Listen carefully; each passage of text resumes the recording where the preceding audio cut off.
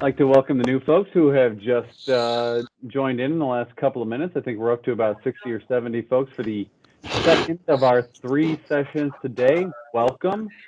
Really glad that you made some time for us. We'll get started officially in just a couple of minutes. In the meantime, you probably see on your screen a few helpful icons that will allow us to get have the best possible meeting. The mute button is one of those options. So if you haven't been able to locate that yet, please find it. And then when it's time to ask questions, obviously you'll be able to unmute and we'll have a really good experience that way. We'll get started in just a couple of minutes.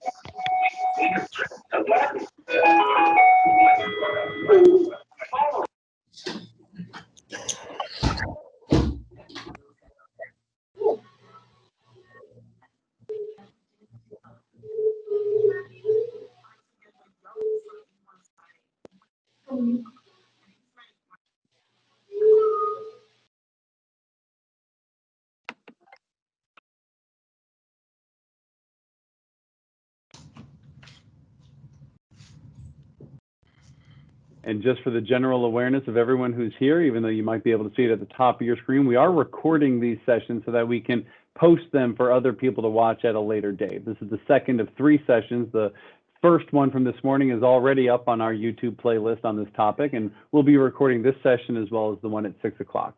I'm going to begin in just a moment.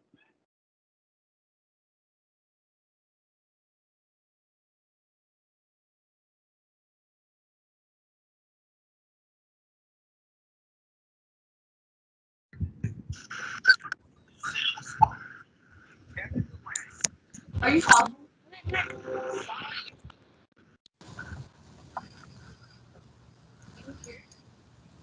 Mr. Jinks? Yes. I'm a rising sixth grader trying to join on my school laptop. Is there a meeting code for this? There is no meeting code. There is simply a link that was emailed to families and publicized to the public. It's just what we call a tiny URL. And if you have that link, all you do is click it. And it sounds like you're halfway in if you're in the meeting already. So I feel like you're in the right place. I'm on my mom's phone right now. Okay. Well, hey, I have 2:01. I have 2:01 on the clock. It is Thursday, September 3rd, and I would like to welcome those of you who are with us for the afternoon session to the second of 3 HCPS help chats that we are doing today to prepare everyone to be as successful as possible on the first day of school, which is Tuesday, September 8th. My name is Andy Jenks, and I'm with the Communications and Community Engagement team with Henrico County Public Schools. Now, before we go any further, there are some helpful tips. I believe you can still see them on the screen right now, and we really want everyone to make a good effort to locate the mute button on your device or on your computer so that we can all hear one another clearly. That's probably one of the most important things to learn when it comes to using Microsoft Teams or any other virtual platform is that in order for us to communicate clearly, we would so appreciate it if you could locate the mute button on your device. And that way I'll be able to hear myself, we'll be able to hear the questioners, and have a clear dialogue and conversation that lots of other folks can pick up on. A couple of notes about what this session is. We have produced prior to today a playlist of approximately 6 videos that take people step by step through. Sit down. And this is where How long is the? I have to kindly appeal to everyone to take a look at the mute button on their device. Excellent. Leading up to today, we produced a playlist of 6 videos that take people step by step through a lot of key functions. And what I'd like to do right now is, if you haven't been able to see those videos or need to know where to find them, I'm going to share my screen right now so you can find those videos. What we're looking at now is the mission forward page of our main website. And to locate that, you go to henricoschools.us/return to school. Again, that's henricoschools.us/ Return to School. And on a desktop, right here on the side is a blue box for HCPS help chats. And if you were to click on that, it'll pull up a playlist on YouTube that will let you go video by video through the first 6 and actually now 7 videos in our sequence that take you through what our virtual learning resources are, how to create a Powerschool account, what Powerschool does, getting started with all 3 of our different devices, what Clever and Schoology do, plus creating your Schoology parent account, and then Microsoft Teams, which is the service we're using right now. Video 7 in the series is our hour-and-a-half-long session from this morning, and if we don't particularly get to your issue in our time together this afternoon, it might be worth your time to go back and look at any of these videos to see if some of those questions do get answered. So with that, we also have some special guests with us on the panel this afternoon. Let's start with John Gregory. He is a member of our teaching, learning, and innovation team. John, why don't you say hello to the fine folks here this afternoon? Yeah, thanks, Andy. Good afternoon, everyone. It's great to be back for another help chat, and hopefully you'll be able to provide answers to the questions that you have to the best of our ability. I work in the Department of Teaching, Learning, and Innovation with the school division.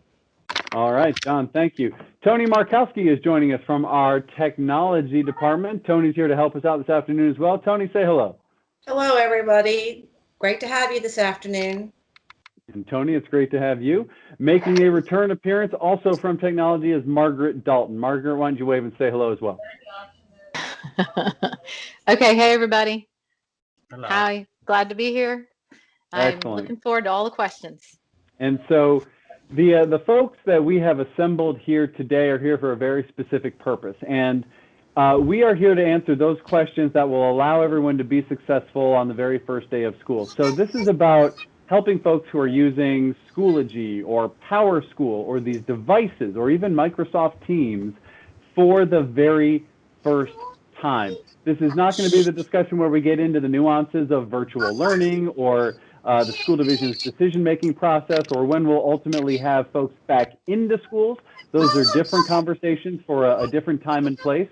Right now, we are really working hard to get folks prepared and to just do some problem solving between now and the beginning of school on Tuesday, September 8th. And so we're really looking forward to the dialogue. We want to hear your questions. Don't feel embarrassed to ask anything, because we do think the questions you have might be relevant to more than just yourself. They might be relevant to a full room of people, and it looks like we have at least 150 folks in the room this afternoon, which is tremendous. So I am thrilled that you're here. I'm thrilled to be here, and I'm happy to get started. And so we are going to start taking some questions, and there are a couple ways to do that. One of the most effective ways is just enter into the chat that you have a question. We have members of the communications team who are lining up all the names and sending me the names to call out. When I call out your name, if you would just unmute your microphone and then ask your question, then mute when we're done, that's how I think we'll have the most pleasant experience. So I'm not sure if I'm going to pronounce this first name right, but is it Dagny? Did I get that name right? Dagny, you are the first one up in the at the 2 p.m. session. How may we help you? Okay, I have a daughter which is first grade. I created an account last year for Parent Power, I think, and then I'm not able to log into that. I don't know. I was trying to log into Powerschool, and then it says user ID or password. And then I tried, and then to reset it, I have to put my email in there, which is the right email, so I don't get any email back. And then if it's not, call the school, and then I call the school, then they're able to help me. All right. So, Donnie, if I'm hearing the question correctly, and before we move on, I do want to remind those who are new to the meeting, please mute your microphones for us, so that way we can all hear one another clearly. So please make sure you locate how to mute your microphone. Donnie, if I'm understanding the question correctly, this is about establishing your Powerschool parent portal account. Do I have that much correct so far? And I think that's what it's about. So that's where Tony comes in. And Tony might have a few extra questions for you if you're still with us, just to kind of walk you through setting up that account successfully, which might be something important for many of the folks in our audience as well. Tony, as it relates to setting up the Powerschool account, why don't I turn it over to you to see if we can figure out what the issue is here? Okay, to create the Powerschool account, you need to have your child's 11-digit student number, which can be found on certain Henrico County documents like a report card. Once you have that number, what you can do is you can go to our webpage, and you can start the process by clicking on Create Account and then the Create Account button. When you get to the next screen, the top portion of the screen is going to be information about you that you're going to need to fill in: your name, your relation to the student, what you want your username to be, etc. And then once you get under that section, that's when you're going to start linking your child to this account. And that's where the student number comes into play. You're going to put in the student's first name and their last name, their 11-digit number. Then what you need to do is put in a combination of your child's initials and birth date. And it can get a bit tricky if you have a hyphenated last name. So if you have a hyphenated last name, the system wants the first initial of that first name. So it's just the first initial of the first name, and it's the first initial of the last name, followed by the student's birth date in year, month, day format. Now the year has to be 4 characters, and the month and the day has to be 2 characters each. So if you were born on the 5th, you would need to make sure that you would put in 05. And then after that, you would just go, if you have any more children, you would just continue linking them with those pieces of information, and you would go down to the bottom of the screen and click on enter, and that should take you to a screen where you will log in with the username and password that you created at the top portion when you gave information about you. And Tony, let's pause right there and see if Donnie's still with us. Is that beginning to address some of the issues, or have we already covered that ground and your issues are a little more beyond that?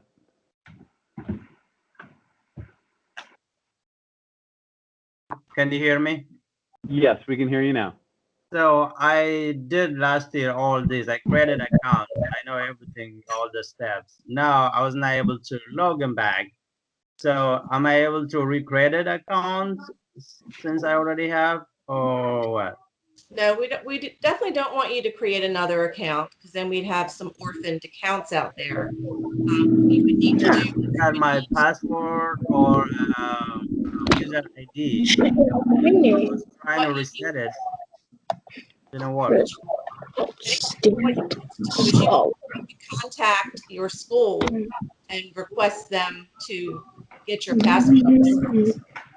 Yeah, I did twice. Like I was trying to contact my school. They say we're not able to help you here, and then I have to call the help desk. The help desk, which they are busy. I think they don't respond back, and then I have to email. And then I did email. They have to reach me back in 24 hours.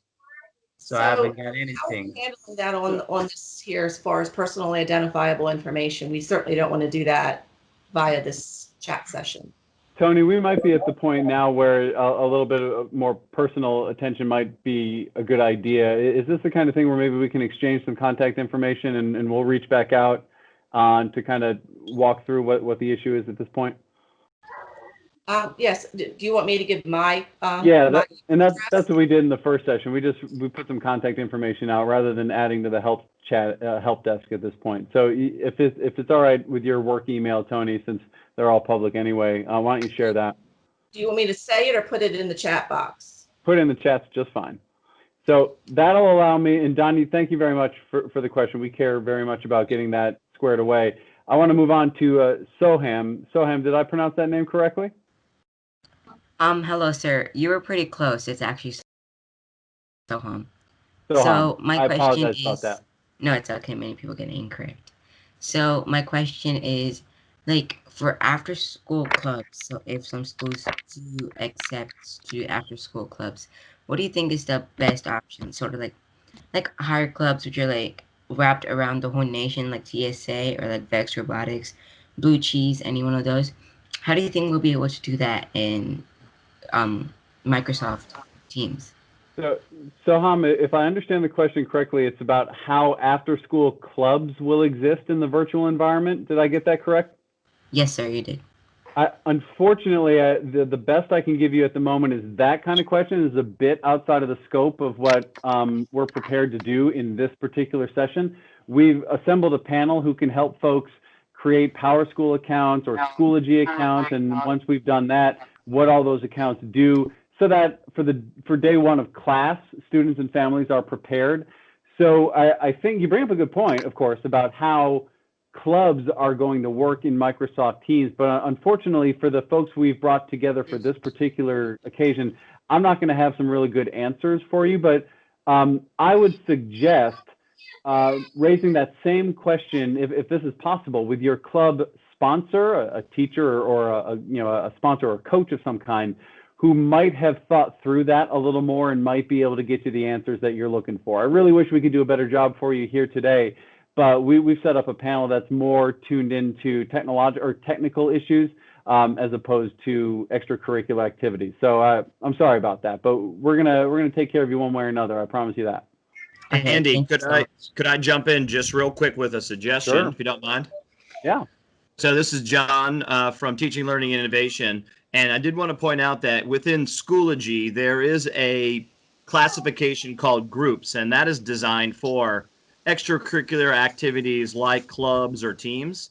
And so the sponsor could use the groups within Schoology to create that club or team. And then within that, they could embed a link to a Microsoft Teams meeting for the members of that. So that's something that we're also looking into it. So think of Schoology as your virtual school building, and courses are your classrooms that you interact with. Well, the groups feature would allow us to be able to bring together members of that school and actually members from multiple schools under one group, and so they can interact. So there's some possibilities, and I think that's something we can explore a little bit further.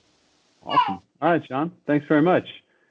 Soham, thanks very much for your question. Philip Marshall is next on my list. Philip, if you are there, you can unmute yourself and let's hear your question. Yes, can you hear me okay? I can hear you loud and clear. Awesome. I am wondering, my daughters had a quick session with their teacher using Microsoft Teams. Everything worked well until she wanted them to click the raise hand. And unfortunately, they have the Apple iPads for kindergartners, and that option was not available for both of my kindergartners. So I looked up just Microsoft Teams in general. They said you might not have the new downloaded version, but I thought this version was the newest current version.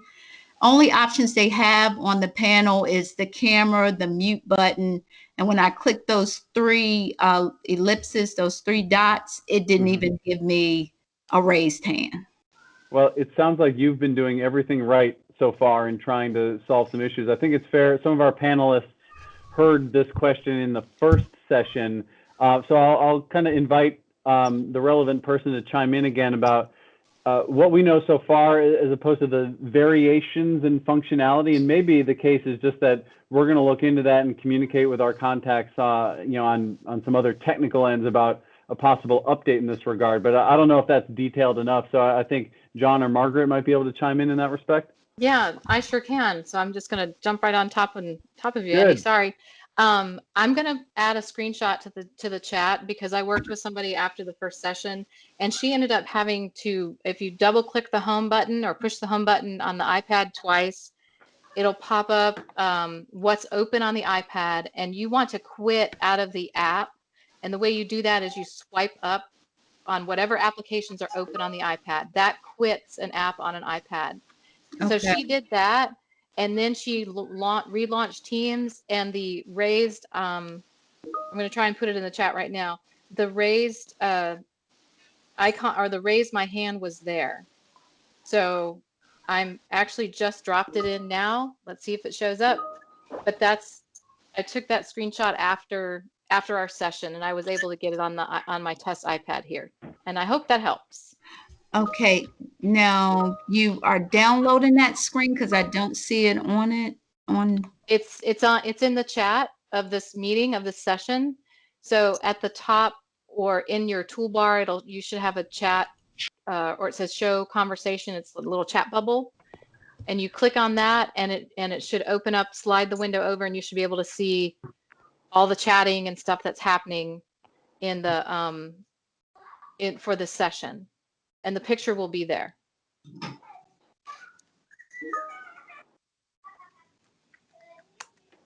How's that? Is the chat feature showing up on your end?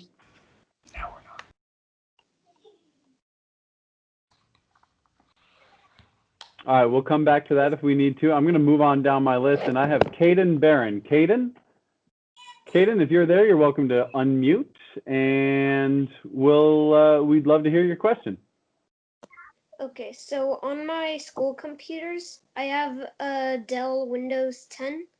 I tried to go on some of the school websites, but about half of the time it doesn't load. It just shows me a blank screen, and in the corner it says reset. All right, Caden. So this is, what grade are you in? 6th grade. You're in 6th grade, so we're talking about a laptop for middle schoolers, and you are describing an issue that sounds a little unfamiliar to me, but maybe a member of our technology team can start to figure this out. These discussions are all about troubleshooting and trial and error and seeing how we get to the right place. So, Caden, your laptop has an internet connection, I assume, right? Yes. All right. So I think Margaret was about to chime in, and she might have an idea for you. All right, so are you saying that when you log in to your profile for the very first time, that nothing is loading? Yes. So when you type in your password at the login screen and it's trying to load, it's loading the desktop, but nothing is loading. Yes. I tried to search stuff up on Microsoft Edge and Google Chrome, and it just shows a blank screen with reset in the corner. I would recommend that you take that to the repair hub. So we have 4 repair hubs, and let me get my notes so they can swap it out for you because that's not behaving like it should. Deep Run, Hermitage, Freeman, and Highland Springs are the 4 repair hubs for today and tomorrow, and then after that, by appointment with the TST. But so they're open from 8:30 to 4:30 today and tomorrow. Swap out. So you need to swap out your laptop. Okay. Okay. Sorry about that, Caden. Sorry, just another option is I've dropped the Google document in there. You could take it to an HCPS location and shut it down and reboot it on an HCPS network and see if that fixes it too before you go to the repair hub, whichever's most convenient. Okay? Thank you. I'm sorry. Appreciate that question, Caden. All right, Avery Miller is next on my list. Avery, welcome to the show. You can unmute yourself, and we'd love to hear your question. Thank you, Andy. I appreciate it. Yeah, you bet. So I have 2 kindergartners on iPads, and this morning for our one-on-one teacher meetings, when we try to join the Teams links, we got spinning circles waiting for the Teams to load, followed by you don't have a connection, which isn't true because we were on Clever and Schoology at the time, which is how we got the links to the meeting. And those meeting links from Schoology did work on a personal device that had the Teams app installed. So I'm hoping we can get to a good place by Tuesday where those team meetings work on the iPads themselves. First of all, Avery, love the home studio setup there. That's an expertly positioned camera desk setup. I'm learning a lot from what you got going on there. What does our panel think of that? Margaret, is that question up your alley? Well, actually, if it's an order, it almost sounds like an order of operation. So it's my understanding, actually, John was explaining it last session, that with the Teams app on the iPad, you log into that first, and then you jump off of all of the other stuff, which is opposite from, I guess, the Clever app on the iPads.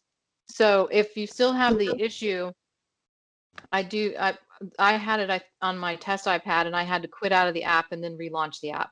So, and then I've added multiple accounts to the Teams app since then, and that's what I know. Okay.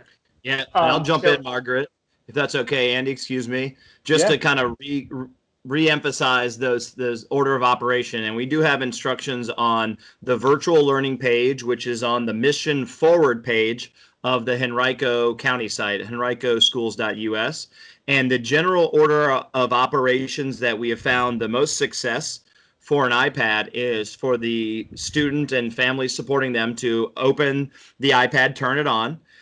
First, go to Microsoft Teams and sign in on the Microsoft Teams app. That really essentially turns on Teams and connects it. Then I can minimize that Teams app, and really I only need to do that once. And then on my day-to-day operation, I open the Safari browser, and from the Safari browser, I go to Clever and authenticate, so Clever knows who I am. From Clever, I can go to Schoology, and then from Schoology, within a course, I'm going to click on a Teams meeting link, and that Teams meeting link is going to remember that I initially signed into the Teams app that first time and take me over to the app, which is more robust than the browser and can handle the streams and seems to work better. So that process is sign into the Teams app and minimize, and go to Safari browser, sign into Clever and Schoology, and from Schoology you'll access the Team app, and hopefully we'll have a smoother run for that Tuesday, and you could possibly even practice before then. Yep.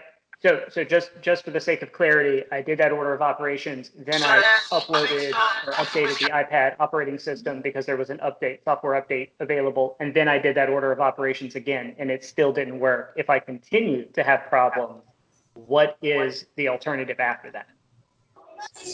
Why is it? And I'll jump in. That might be at this point where a little more individualized attention might be helpful, just to gain a really greater understanding of what Avery's seeing on his end. John, is that the kind of thing where you might be able to lend a hand outside of the confines of this meeting?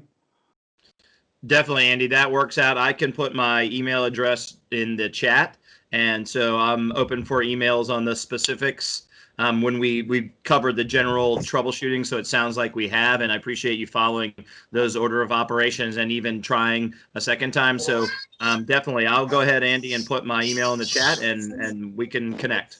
Yeah, I appreciate that. And Avery, it sounds like you're doing everything right. So we're going to do what we can to help you out there. Appreciate that question. I now have Nick on my list. Nick, if you're still with us, you can unmute your microphone, and we'd love to hear what's on your mind.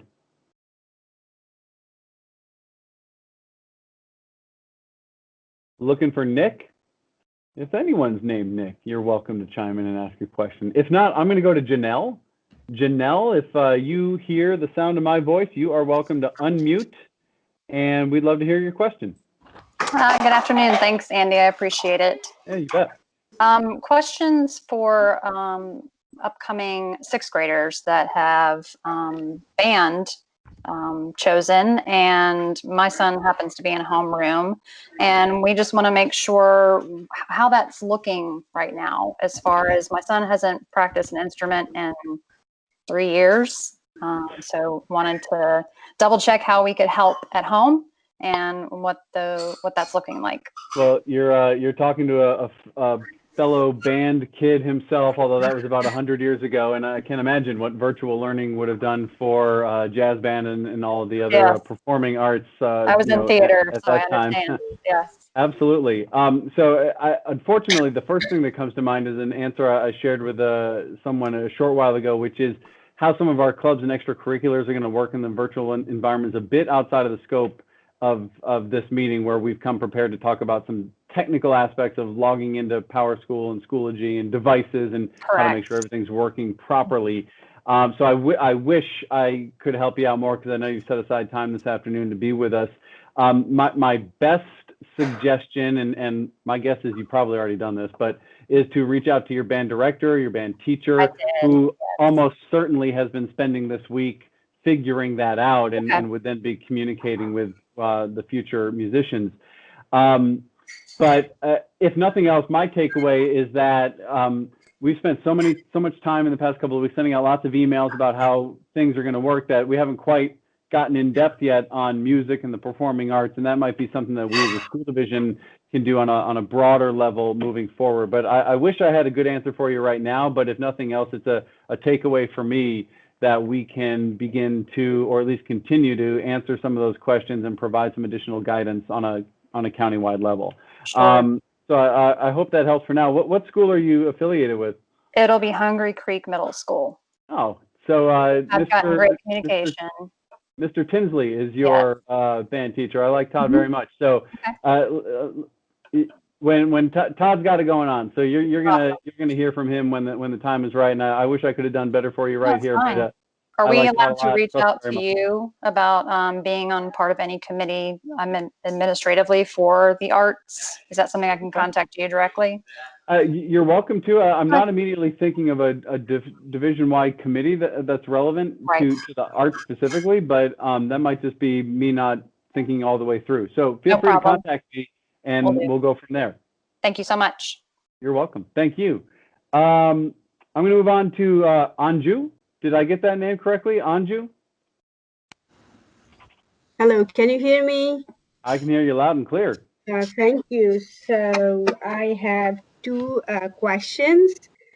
I have two kids, one's first grader and one's fourth grader.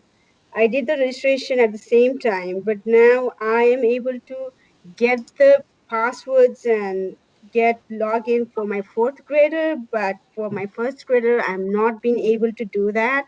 I created Powerschool account this morning and it does not show her details there. Okay. That's the first issue. The second one is for the fourth grader. I wanted to link my Schoology account with her, but it redirects me to the link from her previous school. How do I delete that account and join this one? So, Anju, if I heard correctly, and I will ask anyone who's new to the meeting to please mute your microphone so we can hear one another clearly. Tony, I feel like this might be up your alley because it sounded like we had one student in Powerschool, but the other student wasn't showing up yet. And if I'm interpreting that correctly, it's because the second student needs to be added. Tony would know exactly how to do that. Tony, you want to walk us through that process? So I did add her name there, but the details don't show there.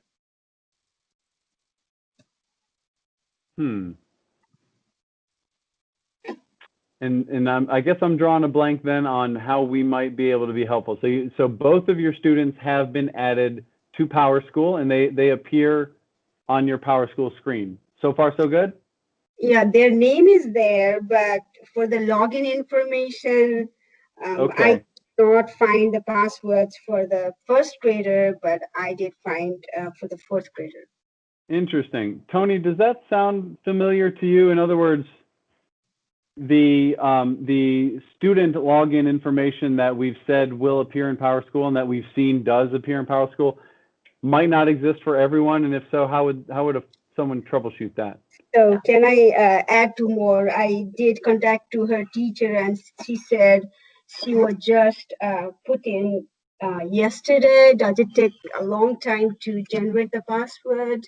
And can I log in on Tuesday with new accounts?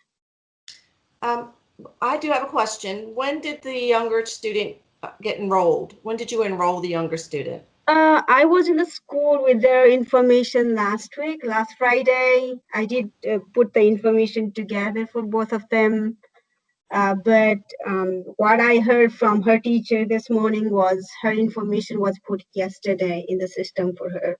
That might be what the issue is, because in order for it to generate the information and then populate Powerschool, it could take a day or so for that information from enrollment until it is visible to you on the screen. So if you just recently enrolled, it might take a day or so before you will see the information you're looking for. Okay, so I'll be able to log on Tuesday, hopefully. I'll put my email address back in the chat, And if you want, you can send me an email and I can check a few things out. All right. Anju, I'm going to move on to Joy, who's next on my list while Tony shares some contact information. Joy, are yeah, you? so, excuse me. So I had one of my question addressed. So for the second question, how do I approach that? I am trying to link my account to the fourth grader Schoology, but it prompts to the previous school she had account with. So Andy, I'll jump in here if that's okay. Yeah. This is something that we see each year about this time. Off the top of my head, I do not recall the process, but I know we have a process. So once again, I'm going to defer to, I'm going to enter my email address in the chat. I need a little bit of time to go dig up that process that we have and refresh my memory. I apologize, I don't have it on the top of my mind. And then we can address that. And typically we will look at this the first week of school as parents are signing in. This year's a little bit, everything's accelerated because of the virtual situation. But give me some time, I'll get the answer. And in the meantime, I'll put my email address in the chat to contact me directly. Thank you very much.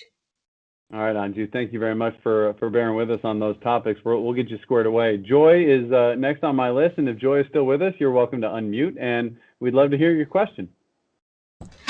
Hello. The advisory class? Now, Joy, if you're able to turn those speakers down just a little bit, I think that'll help us out. Yeah, I'm sorry. Okay. The advisory class? Something about advisory class. Did I hear that correctly? Yes. What's the question? So is it first block? Is it your first block or is it last? Because on the schedule it's last, but people say it's first block. Okay. I feel like John could speak to Schoology in general, and I don't want to speak out of turn, John, but you would go into Schoology, click on courses, and then you would see, the student would see his or her personalized schedule and follow the order in which it appears on Schoology. That might be an oversimplified version of it, John, but is there another way to kind of identify what we're hearing here? So let me just amend one of the last points there. When a student goes into Schoology, and by the way, students and families supporting them can go into Schoology today and see their courses. We did turn a feature on that allows for us to do some practices today and tomorrow. And then, of course, over the long weekend as well in preparation for Tuesday. But the courses actually populate in Schoology kind of in a haphazard manner because they use information from our systems that create course names that are typically numbers and codes. So they sort of come in a random order, but there's a very simple process to reorder the courses to mirror your schedule. If you're a secondary student, you might want to order them in day 1 and day 2 if their school's doing that. If you're elementary, you may want to move your homeroom to the first spot because that's where you're going to start each day. So that is when you're in Schoology, you're going to click the courses button. That's at the top. It's always at the top. It'll take you to your courses. And then once you're in that courses window on the far right, there's something that says My Courses. When you click on that, it's going to take you to a window that turns the icons into a long list. And there's another button that says Reorder Courses. And when you click on that Reorder Courses, you can drag and drop the courses in the exact order that you want to see them on a regular basis. And what I mean by that is when you click courses, you see 4 images at the top. Those are the top 4 courses you ordered, and then the next 4 and the next 4, almost like a grid. So you could set that up any way that you want. Pretty much in general, our elementary schools are starting their day with their homeroom course, and pretty much in secondary, our students are starting their day with their first period, if it's a day 1, or their second period if it's a day 2, and all schools are a little different, but we'll figure that out as we get a little bit closer. You can, of course, always check your schedule, your actual schedule in Powerschool, and I know that we could look up the instructions for that on the county site under the connection so that if you needed the specific steps for that. So hopefully that cleaned that up a little bit, and have some fun reordering your courses. Thank you. All right, thank you very much for the question. Is it Tanish, our next questioner? I'm not exactly sure how to pronounce your name, but I see your name in the chat. Is it? It's Tanish. Tanish. I Yeah. appreciate that very much. Thanks for setting me straight. How can we help you? When I'm trying to like download like what's it called? Chrome. It's not like it's saying it's blocked, and then on this whatever Ethernet, what's the Internet Explorer, it's saying it's like sending me whatever. I don't know what it's sending me, and it says my computer has a virus because of that, and I don't know what I did. Margaret, does this sound like this one might be up your alley? Yes, that laptop needs to be taken to a repair hub and swapped out with a new machine. Or if the repair tech has time, they might be able to run a virus scan against it, but the fastest thing is going to be to swap it out at a repair hub.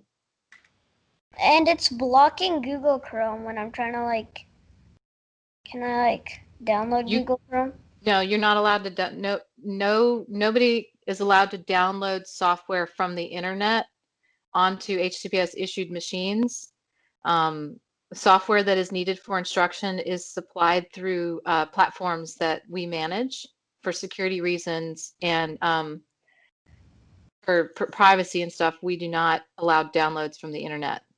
Okay, because it blocked it anyway. Right. Yeah. So it's working. It's working as it's supposed to. But for the virus, definitely take it to a repair hub. And we've got that information on the chat function of the screen. Appreciate members of the communications team who are keeping us supplemented with all sorts of useful information while the video conversation is ongoing. I'll move on to Jimmy. Jimmy, are you still with us? And if so, you can unmute yourself, and we'd love to hear your question.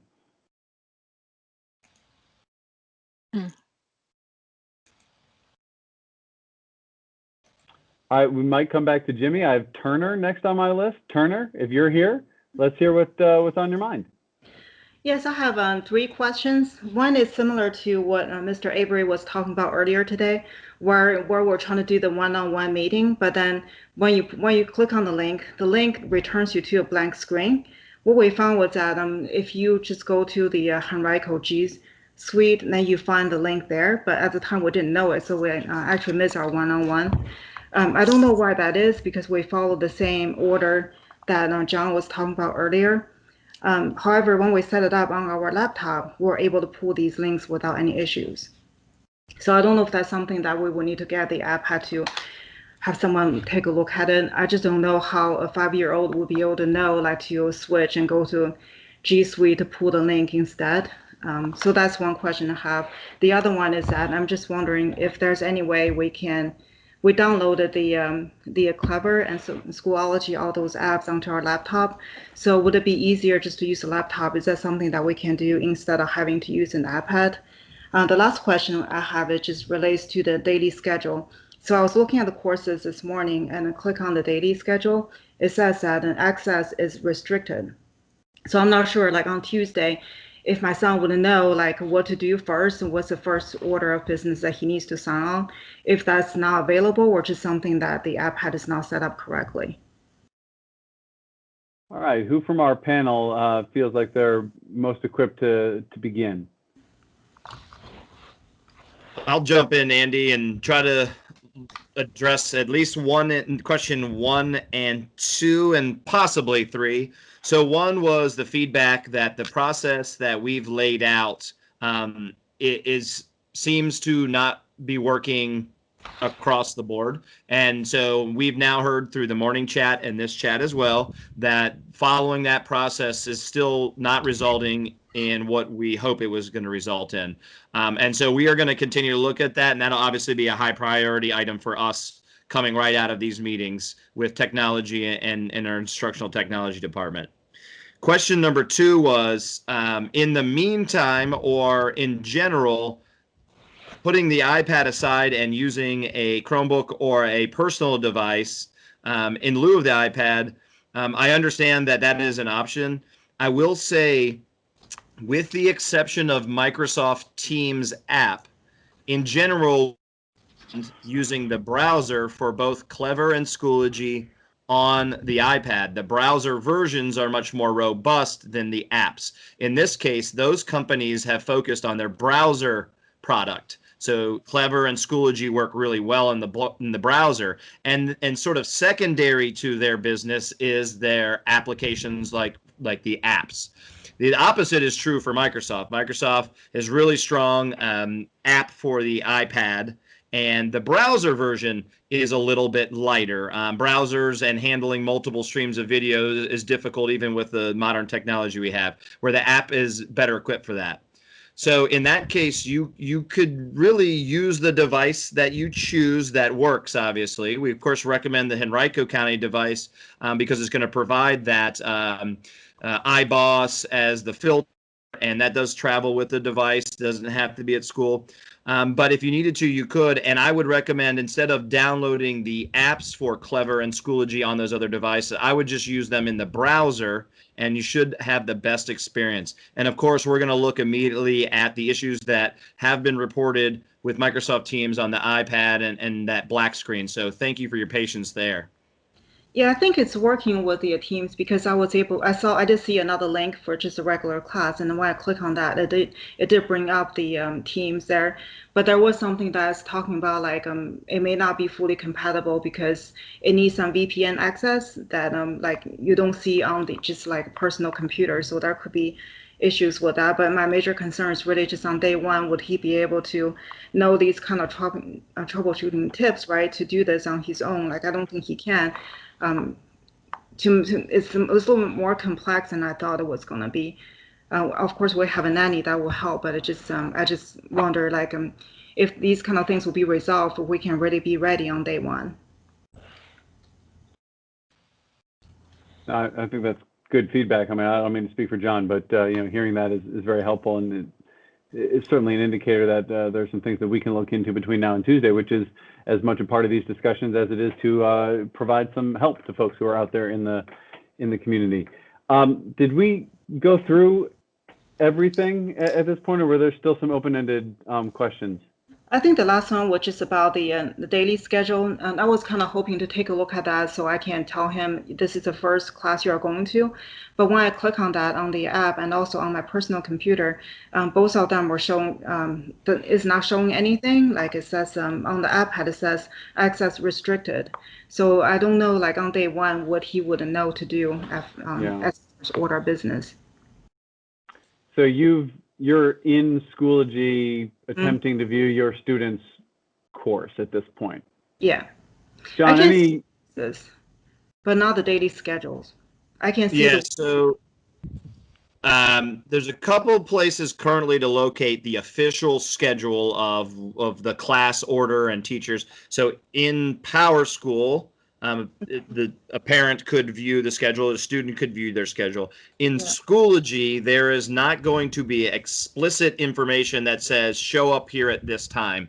Schoology is going to provide access to those courses. So we sort of need to use those in conjunction. And again, we would ask for just patience, and I appreciate you stepping on and asking about this. In a normal situation, at the very least, a student could show up to school the first day and they could be handed their schedule. In this case, we don't have that set up. So we're working with trying to connect as many systems and make it work. But in Powerschool, the student would have access to their schedule, and then they could go into Schoology. And as we talked about a little bit earlier in the call, using that My Courses reorder courses, they can reorder the view of their courses to mimic that schedule as kind of a backup for them, as a kind of a memory tool of, okay, it's day one, I'm going to go to these 4 classes, it's day 2, or if I'm in elementary, I always start with homeroom. So we're having to try to kind of work a couple things together in this unique circumstance that normally would be something that we wouldn't spend a whole lot of time on. So I just asked to give it a shot to look up that schedule in Powerschool, and then use some of the like reordering the courses in Schoology to help mimic that schedule. Okay. Yeah, I did see the schedule in Powerschool, so I can do that. Thank you. I appreciate all those questions and working together to get things right. I'm going to move on down my list. Dick Page is up next. Dick, if you're with us, we'd love to hear what's on your mind. Hey, Andy. Yeah, I'm having some trouble with my son's Chromebook. We're getting everything loaded up, but I seem to be hitting a proxy server that's asking for username and password, and it's a Henrico County. It's it's not anything here through my network. Sure. And just wondered how I get around that. Eventually, I can get the pop-up to go away, but I'm still having trouble. Can't get into Google Drive and some other things because of it. I think Margaret's ready Yep. to take over. Yep. All over it. Sorry. We know that it's a known issue that's happening sporadically on the Chromebooks, and have engaged with our content filtering vendor and to work on getting that resolved. In the meantime, things that I have worked on my test machine is I go ahead and I just close the browser windows that open up. You can also hit cancel, and I think one time I did it like 6 or 7 times, and then it just went away and functionality was there. So to me, it's just easy. It's just to close the windows that open up and go and keep moving. It actually happened to me before this meeting on my test Chromebook. Teams, the Android app loaded just great, and then the proxy window was there in the browser.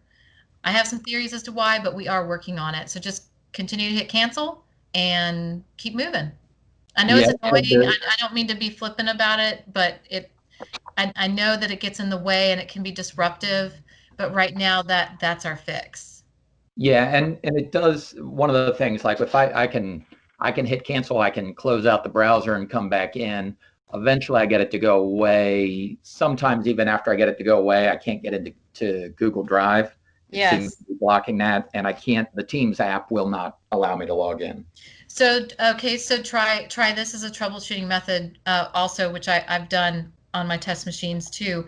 When something gets hinky with the profiles on the Chromebook, I log out, you sign out, and then on that login screen, you click the arrow next to the name. There's a little arrow. You click on that and you click remove user, and then you log back in, go through the login process again, and it loads a fresh profile with all the goodness comes back on, and whatever was there before will eventually get back there again. Okay, we'll try that. Okay, and remember, this is for everybody. The Chromebook is a big giant browser, so deleting your cache and cookies on a regular basis is good practice, because the Chromebook is just the big giant Chrome browser on a laptop. All right, thanks, Dick. Appreciate that question, and Margaret for taking over there. Sundari, if you are here, thank you for waiting. You are next up, and you're welcome to unmute yourself, and we'd love to hear your question. Hey, Andy, thank you. You're welcome. Just a quick 3 questions. I have a kindergarten first year, and we have an iPad, and I'm set up. It was all fine and through.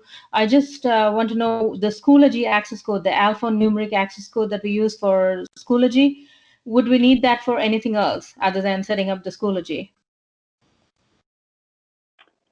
I don't think so. I've never had to use it more than for that purpose, but I'll let John chime in just in case I'm not correct on that. Yeah, thank you, Andy. So a clarifying question back. This is the code you're referencing that you retrieved from the Powerschool parent portal that allows you to connect to your child's account? Yes. Okay. So once you've used that is a one-time connection, is my understanding, or at minimum, it's at least for this year, you'll be good. I believe it does carry over from year to year. And there's really not an additional need to maintain or keep that code. You could always go back to Powerschool and get it. And what that creates for you is you have created your own personal account in Schoology, and you have connected it to your child's account in Schoology. And the benefits of that are many. One being that you can sort of virtually look over your student's shoulder from your account and see the courses that they're in, the assignments and upcoming tests or quiz, the events, and that's great. One of the other positives for us is that it also redacts the other students' names. So we like that for the safety and security of our other students. So I think that sound like you're pretty well set up. Thank you for that. Yeah, I got that usage of that, and it had a restricted access for the students. And continuing to that, like how can I give access to my husband if I want parallel access to the Schoology? Would parents normally share the same login and password, or do they create a separate access for themselves? Also, I would like all the email notification and school communication to be sent to an additional email ID. How do I add that? Okay, so the first question of the second part of those questions was talking about the additional user of your husband. Is my understanding that you have both options. You could have your husband sign in using the same account you created and to view, or that he could, with a new email address and that same student access code, he could create his own account and then connect it to your child, and so he would have independent access. When it comes to emails from Schoology to you or to a separate email address, I believe in the settings for your personal account in Schoology that you created, you can set the settings and put in the email that you'd like the information if you choose for information to be sent through email. You have a couple options there. So I would look into that, and if you're having some issues with adding an additional email address, that is something that I can look into for you specifically so that you have multiple email addresses receiving those messages. Beyond Schoology, we do have School Messenger, and that runs through Powerschool, so that's a little bit different than my knowledge base. But when it comes to things coming from Schoology, I believe we can get you set up through your parent account to receive messages. Wonderful. Thank you. You can message me, or I don't know if you have already access. I can provide you all the information that I need. Just add additional email ID. And thank you for answering the question. And the third question, that is like, I see various pre-installed apps. I believe the school has installed. Some of them I have access today. The barcode, the clever work, the scan the barcode scan, it helped open up some of the access. Some of them won't open. So should we worry about it or just wait for the teacher's guidance? I'd say in general, if it's something we're unsure about, but it was provided through the HCPS device, that's something that's been vetted and approved, and we may just have to wait to see what the teacher is intending to use with different applications. And so maybe just a little patience there to see what the individual teacher is deciding to use with the students in that course. Yeah, my kid is coming up like, give me access to this, and this not opening. So I just thought if there may be a free access to all these pre-installed apps that I can log in myself when he asks, just to practice. Most of them are educational, as far as I clicked. So there's no default access, I believe, right? You can wait if there's nothing urgent to click access. The other option is you could look in Clever to see if those tools, those resources have been set for your child, and maybe that's what's pushing they want access. In general, besides our major systems, when students sign in, we have one username and one password. And in order to be able to maintain that really simple username and password convention, sometimes when we initially sign into the iPad, Chromebook, or the Dell, there'll be about 5-6 windows that say, would you like to give this access and this access? And if we're speaking about something like that, like you signed in and Microsoft says they want access and some other product, I think that in that case, those are just systems that are already aligned. If there's anything that you feel suspicious about, feel free to just pause on that, and you can reach out to your teacher, or I did put my email address in the chat here, and we can discuss it. If it's an application that maybe you're not too sure about, we can look into it more. Okay. Thank you so much for answering. That's all I had got. Thank you, Andy. Yeah, John, I'll just plug Schoology as well. That's what my wife and I, didn't have any use for Schoology until this year because all 3 of our kids are in elementary school. And what we found is that it's really helpful to stay on top of all of the things it's supposed to help you stay on top of, like schedules and assignments and things like that. But it also is a repository of school-based and school system-based communications. And so we're all in that stage where we're getting lots and lots of emails, right? And sometimes it's hard to keep track of all those emails, or one of them gets deleted or just gets pushed all the way down your phone, and you just don't see it anymore. But on Schoology, assuming your school and your school system are putting messages into Schoology, they're always there, kind of like a Facebook feed, so you can just kind of scroll through it. And it's, I find it very effective for that purpose. Others may find it no different than a collection of emails, but I find it as a really good archive of things that have been communicated. So if you remember getting an email about something, but that email's long gone, you can go back into Schoology, and assuming it was entered into Schoology in the first place by your school, your teacher, your communications director, for example, then you would find it in Schoology. So that's another reason that my wife and I have found Schoology helpful. So we each created our own parent accounts with our own email addresses. So we're both seeing some of that stuff. Dave Tellen, Dave, if you are still with us, you are next on my list, and you're welcome to unmute yourself, and we'd love to hear what you have to say. Okay. So, you can hear me, right? I got you. Okay.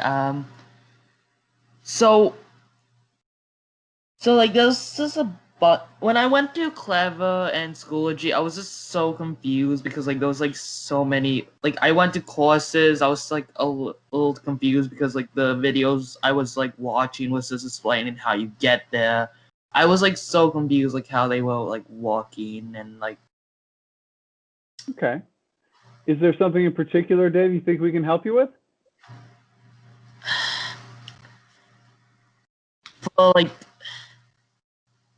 so like say like you have a homework assignment, like do you get from Clever or Schoology? Like how do you get like the homework or like the tests? Like, sure.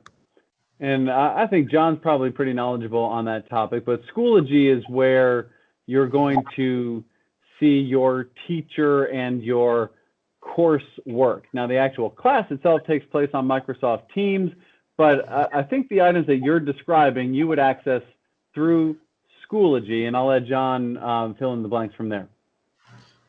Yeah, thank you, Andy. So one of the nice things about Schoology is we sort of think of it as our virtual equivalent to the school building and the classrooms. So when you enter Schoology on a browser, you first enter into the building, and that combines all the information from all your courses that you're in.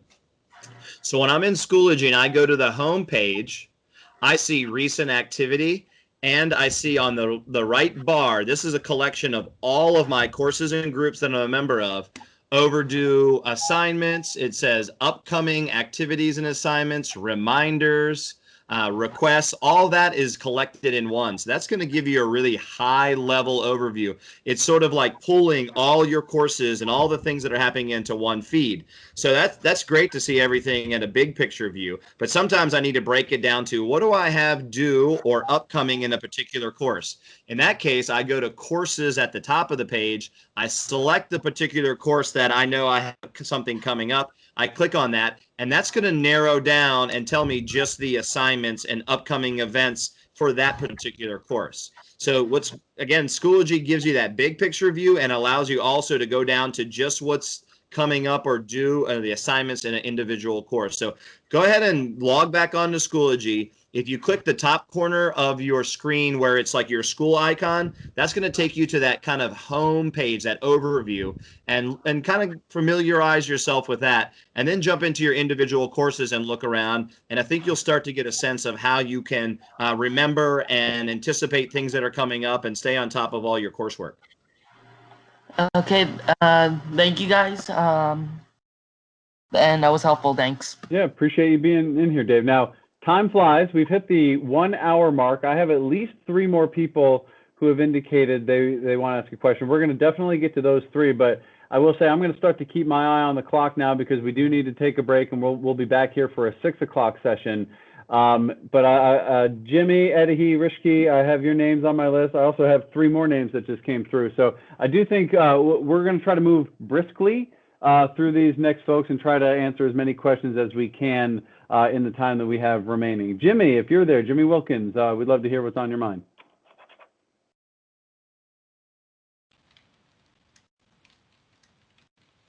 Is that you, Jimmy?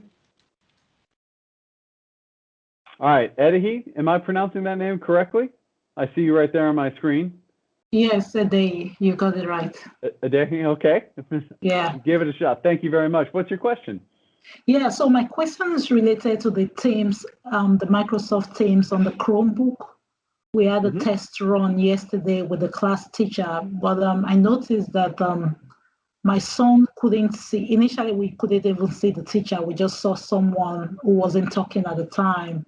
But then thankfully, when we asked at the end, the teacher was able to tell us how to pin her to the screen so my son could see the teacher when it was she was speaking. But then he can't see any of the other students in the class. He only sees the teacher. So like right now on my screen, I can see at least 7 or 8 or 9 people on the same screen. So my question is that how it's supposed to work where you can only see one person, which would be the teacher, or will he be able to see his classmates when the class starts next week? I feel like that's a good question for Margaret, though I do feel pretty confident that at a minimum, the teacher is what's known as the presenter in this kind of environment, kind of how like I'm the presenter for this particular session. And so that would relate very effectively for your student who at a minimum would see the teacher. But Margaret, I know of no reason right away why you wouldn't also see other folks in the room, but maybe you have other thoughts on that. You're right, Andy, you're going to see the presenter. And then what you see right now is the grid view, and it is going to be about 9 people.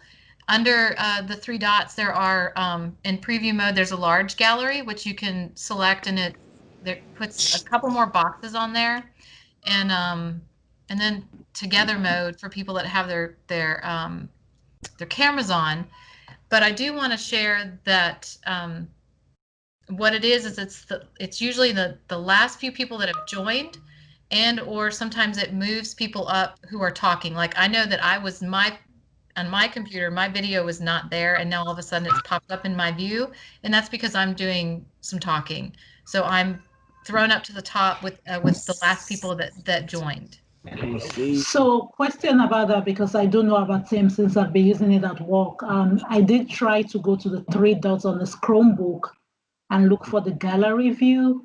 Right. We didn't see that option, so it wasn't even an option. Right, you're right. I'm sorry. I forgot that you did mention it was a Chromebook. I'm sorry. So on the Chromebook, it is going to be the grid view in what you have there. I do know Microsoft is working on it and on adding more features to the Android app as well as the web version. So as it is right now, that grid view is what is there. So what's the grid view? I guess I'm a bit confused. Is the grid view the one you only see the presenter and you don't see anybody else? No, ma'am. If you only see one feed coming in, then you might be using it through the browser. The Team app, the Android app, gives you the option of doing a grid view. Okay, so we need to figure out if we have the app. And if we don't, do we need to go to the hub to get it installed? Well, are you know how to sign on at your Chromebook? meeting? Did you click on the Teams app, Teams icon that's pinned to the taskbar at the bottom? And I don't have the Chromebook in front of me right now because I'm at work. But we did try to click on the Chrome. We tried to go in through the link that the teacher sent. So maybe it took us to the browser and I wasn't paying attention. Yes, ma'am. It does. When you join through a link, it does open it in the browser. And then if you see the Teams icon pinned at the bottom, you can go to it from there. And John, you can speak better towards how you can on a Chromebook make the Android app the default app to open links from Schoology. I'm not as familiar with that right now. I hope I can, Meg. We're still working through exactly how it looks for everyone's, but in general, what we've experienced is when a user on the Chromebook clicks on a Teams meeting from Schoology and they have the Android app installed, it'll pop up an option to say, would you like to continue in the browser or the app? And we'd recommend choosing the app if the gallery view is something that we want to have, and that is a personal choice of the student. which one they want to use. Really, the app provides that additional layer of the gallery view. And so if we're only seeing one person at a time, that most likely is, as Margaret said, is that at the time, the browser is what's running. The browser really is our backup option on the Chromebook. It's not as ideal as the app, but it does allow us to have that virtual classroom meeting, and the app will give us the grid. The other option, the teacher did a great job on the fly with you the other day of saying a great option is to pin the teacher as the one person on the screen. And that doesn't mean we can't hear other students or interact with them, but the focus is on the teacher in that. And that's actually something that may be best practice during virtual classes, even if I do have the grid view, so that we can really focus on the teacher, and then that can be turned on and off. So hopefully we can provide a few more details as we continue to work through the use of that Android app, specifically to how to make sure it directs it to that app or to the browser, depending on whatever's best for the student. Okay, thank you very much. I appreciate that question. Rishki, if I'm pronouncing that name correctly, you are next up, and we would love for you to share your question. Yeah, hi. Thanks for giving the opportunity. Good afternoon. I have two questions. The first question is, I could not able to log on to Powerschool. I tried like in several different ways, but I didn't succeeded at. So it basically saying an error message as valid student information must be entered.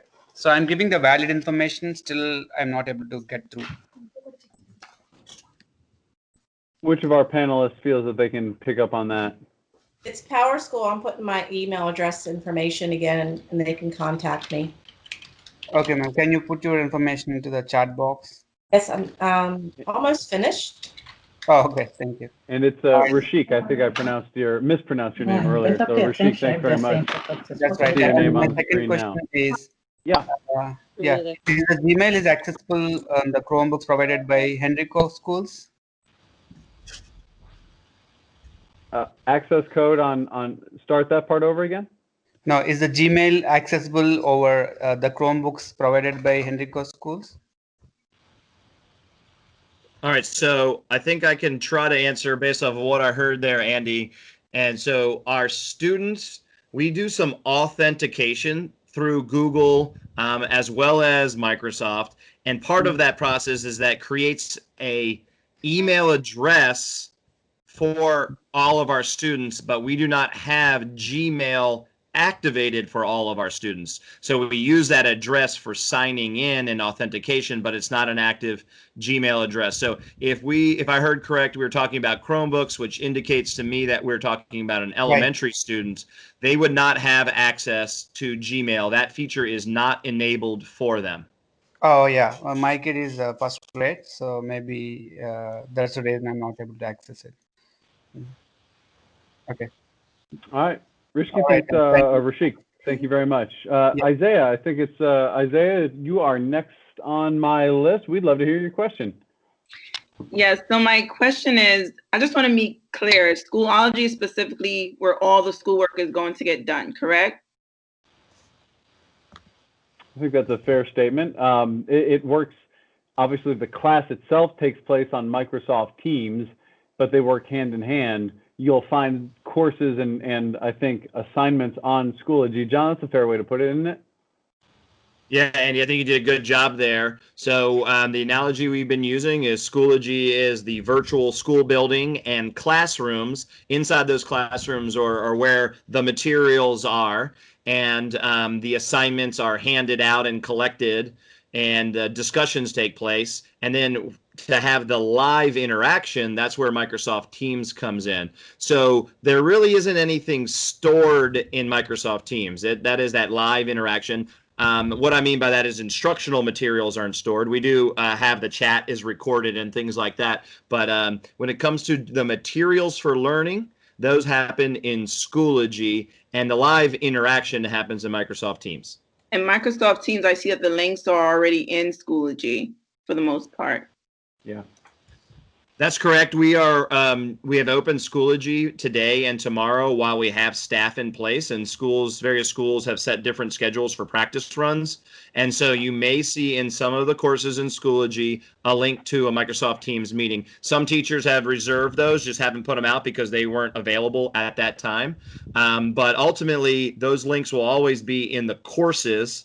And so a student would go into Schoology, go into an individual course, and click that link, and that would open it. And just information broadly here, Andy, the way we have Teams set up is that no student can enter a Teams meeting space, a virtual meeting, without the teacher present. If they do click on the link, they would go into a waiting room and just sit there until the teacher enters.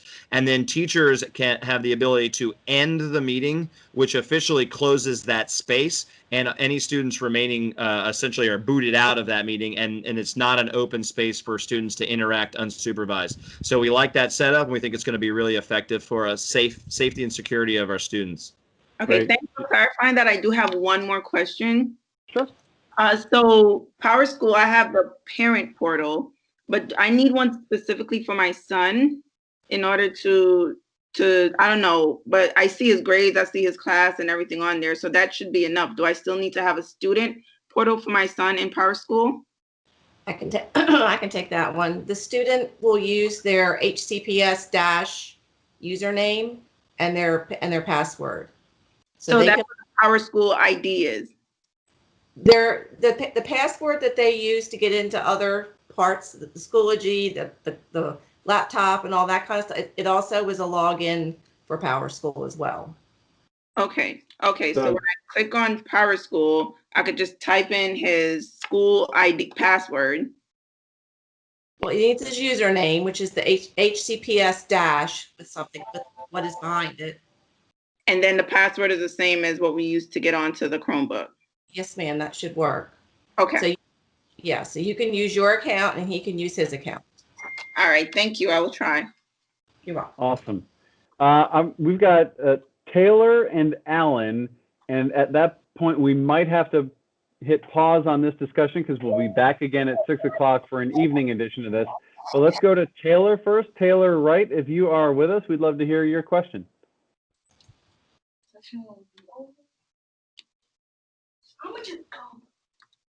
All right, I'm going to go to Alan Moldenhauer. Alan, if you're with us, you're welcome to unmute yourself and we'll listen to your question.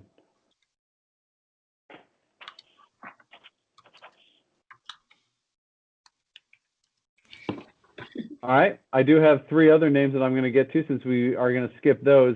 Is it Krish Kotha? Am I pronouncing that correctly? You can unmute yourself and we'd love to hear your question. I see Alan is in our chat feature now. And Alan, if you want to just enter your question into the chat, there might be some folks who can answer that. Veronica, if you're with us, I will go down to you.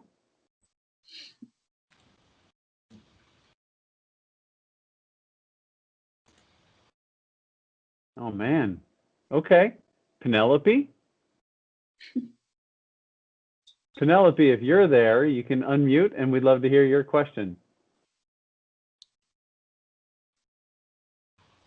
Well, Margaret, it looks like we have success based on what I'm seeing in the chat. So it might be a good opportunity to pause on a good note. Yes. But I just went through 6 names thinking we had 10 minutes to go here, and I didn't hear from any of the folks whose names I called out. So. Okay, well, I'm going to interrupt because Alan just asked a question. Sure. So he has a 6th grader. He has a 6th grader, and the Windows laptop he's asking is the password for the 6th grader with the student initials. And for 6th graders, no, it is not. That is the last 4 of their student ID for a brand new 6th grader or a student new to the county at the secondary level. And he says, right. okay, thanks. I'm going to try and end on one last question. Is Damon Daniels available? Damon, your name is on my list. I'd love to come to you if you're still there. You can unmute and we'll listen to your question. Oh, yeah. Is that a voice behind Damon Daniels? Might be my cat meowing. This might be Could what be you're that. hearing. Sorry, I'll mute. All right. Garanji, am I pronouncing that name correctly? Yeah. Outstanding. I think you're going to be our final question for the 2 p.m. session. What is on your mind? During the classes, how do we like transition between the classes, because we have a little time and I kind of get lost in the Schoology thing. Okay. So the question has to do with how are you transitioning from one class to the next? And generally speaking, is this at the elementary school level, or are we talking about something else? The middle school. At the middle school level. So either way, John, maybe you want to just share a word about how students at the middle school level will go from one class to the next. I'll let you tell. I was going to speculate and guess, and that doesn't help anyone. But John, I think you can talk our way through it. All right, thanks, Andy. I think you're actually becoming an expert spending your time on these and hearing our answers, but I'll take it. In this case, we talked about this a little bit earlier. At the traditional school year, we'd show up, we'd have a printed schedule, we'd go to classrooms, and the teachers would take it from there. And this is definitely not the typical school year. So we're going to ask for a couple steps to make this run as smoothly as possible. First of all, students and families can get a copy of their child's schedule in Powerschool. So the student Powerschool portal or the parent Powerschool portal, and that's going to give you which periods and what time and the teacher, things like that. And then we're going to need to go into Schoology, and we talked a little earlier about possibly reordering the courses to mimic that schedule is just something to help. But in general, I think the best option is we're going to click on each of those individual classes, those courses in Schoology, and read that information the teacher has prompted for me. So every school is going to have a slightly different schedule, so I'm not going to give an exact time for things to start here and there.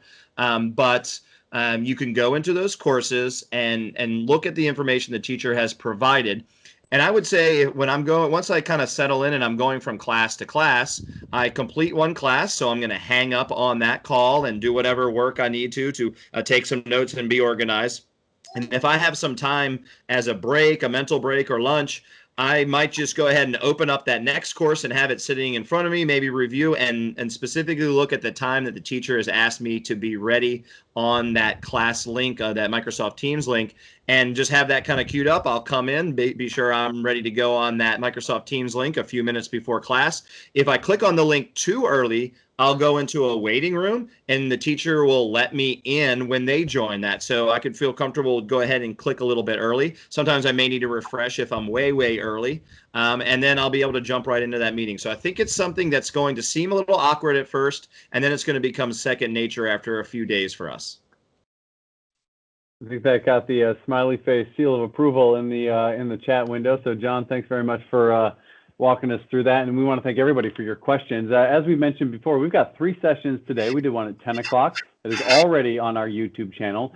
We've been going on for about 80 minutes here. And I think what we're going to do is hit pause on this discussion because we're all coming right back at 6 o'clock this evening. And I know everyone's got busy days and lots of different priorities. So if you're able to join us, if we didn't answer a question, or if you just think of something new, you're welcome to come back at 6 o'clock this evening. We'll all be right here. In the meantime, always refer back to our Mission Forward page, and the address for that is www.henricoschools.us/return to school.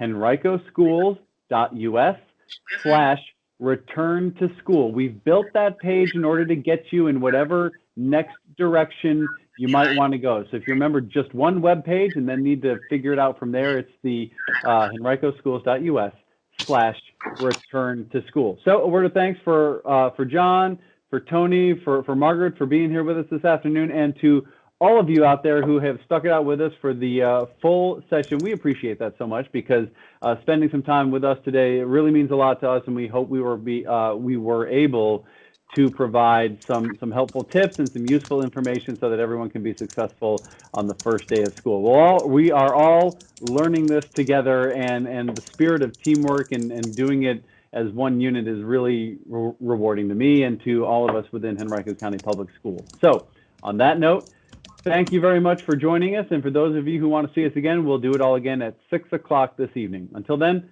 take care, everyone.